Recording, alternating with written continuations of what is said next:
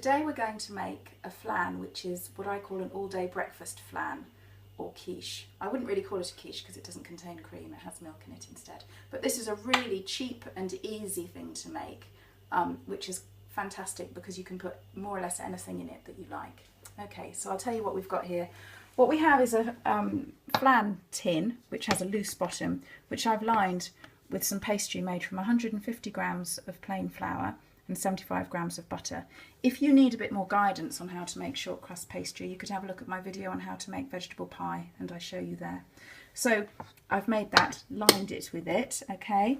Then what we have here is 3 sausages chopped up, a piece of ham chopped up, a couple of pieces of streaky bacon chopped up would be just as nice, or even nicer actually probably, a little bit of sweet corn, some onion and some pepper, which has just been cooked enough to soften it slightly, 2 eggs, 150 mils of milk, and a handful of strong grated cheddar cheese.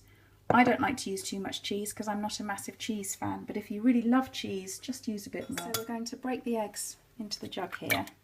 And what you make when you make a flan like this is you make a kind of savoury custard, really. I mean, basically that's it, eggs and milk or eggs and cream, okay. So we're going to beat up the eggs together, combine them quite well, okay, and add the milk.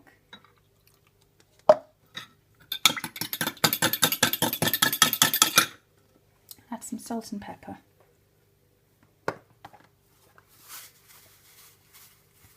You could put some herbs or something in this if you liked. This is great because this will go into the freezer if you're not ready to eat it when you make it, and it's a good way of just using bits and pieces up. It's a fantastic thing for a picnic as well.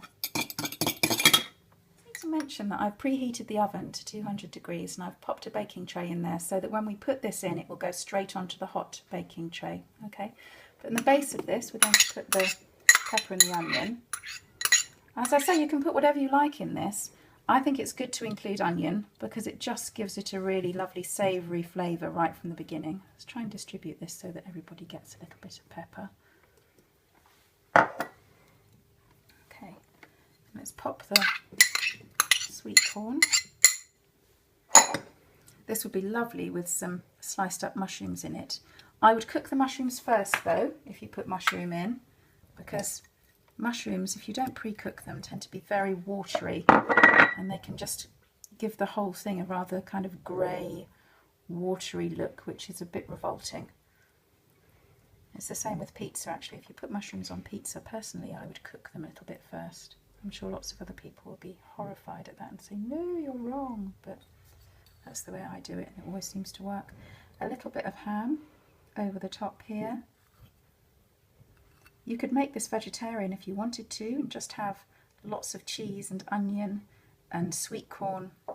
That would be really nice. Peppers, tomato. If you put tomato in, I would de-seed it because again the tomato seeds or the juice can make it very, very wet and can make the pastry very wet as well, which obviously isn't what we want. Which is the whole reason for heating the baking tray up first. So there's the cheese on the top.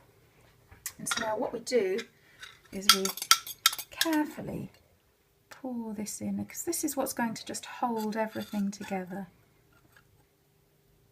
In the oven this will solidify and it will all go a pale golden brown and be really lovely. Okay, so that's ready to go in the oven now. Okay, so this is out of the oven now. As you can see, it's a light golden brown on the top and it smells absolutely fantastic. That's it. I hope you enjoyed this video. I hope you found it helpful. Please subscribe if you'd like to see more. I'd love to hear your comments. Nice ones, please. Bye-bye.